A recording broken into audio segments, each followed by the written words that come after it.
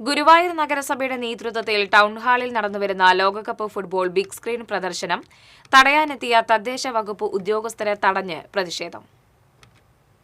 പ്രദർശനത്തിന് ടൗൺഹാൾ സൗജന്യമായി അനുവദിച്ചതിനെതിരെ തദ്ദേശ വകുപ്പ് വീണ്ടും ഉത്തരവിട്ടതിനെ തുടർന്നായിരുന്നു നടപടി. നഗരസഭാ സെക്രട്ടറി ചുമതലയുള്ള municipal engineer Nishi P Devadas, general superintendent A B Renu, revenue officer V J Bindu എന്നിവരുടെ നേതൃത്വത്തിലുള്ള ഉദ്യോഗസ്ഥ സംഘമാണ് ടൗൺഹാൾ അടയ്ക്കാനെത്തിയത്.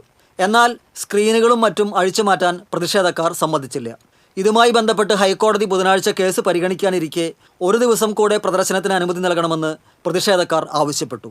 ഇതിനിടയിൽ പ്രദർശനം നിർത്തിവയ്ക്കണമെന്ന ഉത്തരവ് ഉദ്യോഗസ്ഥർ ഹാളിലെ വാതിലിൽ പതിച്ചു.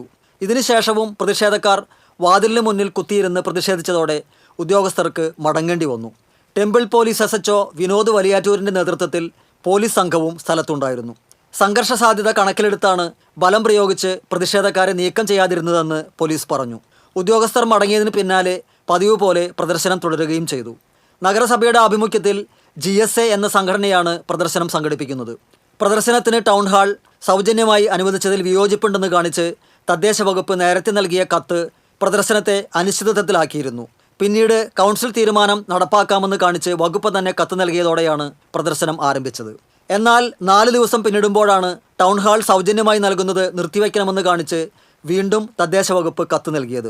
വിഷയം സർക്കാർ തലത്തിൽ തീരുമാനമാകും വരെ ഉത്തരവ് നടപ്പാക്കണമെന്നും തദ്ദേശ പ്രിൻസിപ്പൽ ഡയറക്ടർ ഈ മാസം 17-നകം ഇത് സംബന്ധിച്ച അഭിപ്രായം അറിയിക്കുമെന്നാണ് കത്തിൽ പറയുന്നത്. TCV ഗുരുവായൂർ.